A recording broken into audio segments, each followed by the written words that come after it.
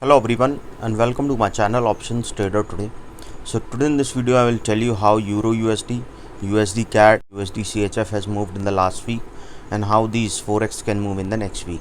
See, if you look at the chart of Euro USD, what we have seen, there is a continuous downfall since 2021. Okay, and we have seen that it has not made any further highs and it was continuously going down. So suppose if this level sustain, what we can see, if this particular level sustain, we can see it can move to a level of $1.06, and suppose if that goes upside, then we can see it can go further upside towards a level of 1.078. okay, and from there we can see it can go further upside towards a level of 1.093, and if that goes upside, then we can see it can go and touch a level of 1.12. okay, and suppose if this particular level didn't sustain, what we can see, if this particular level didn't sustain, we can see it can go further down towards a level of 1.035, and from there we can see it can touch a level of 1.033. okay, once the price 033, then we can see it can move further on, because this is the range where it has not touched for so long and probability will be high. We can see it can come to a close of $1. okay, so once if it comes to close $1 and goes below this level, then we can see it can move forward. We talk about USD CAD.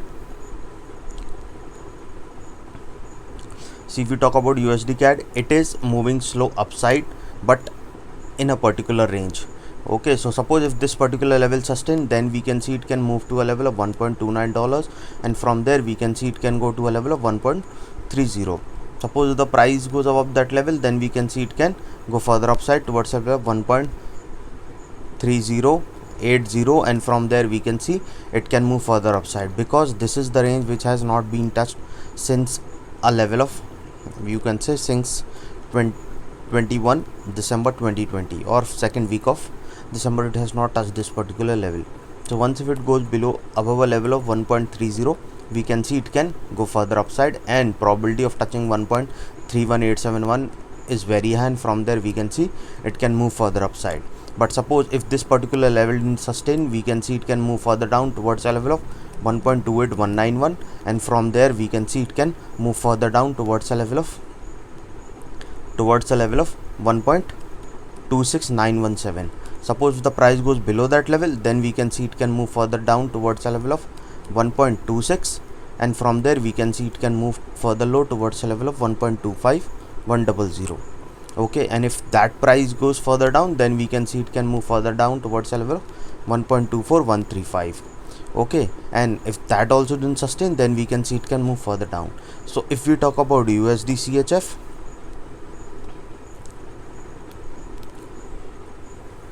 see, USD CHF been very volatile. okay, and it has already made twice high.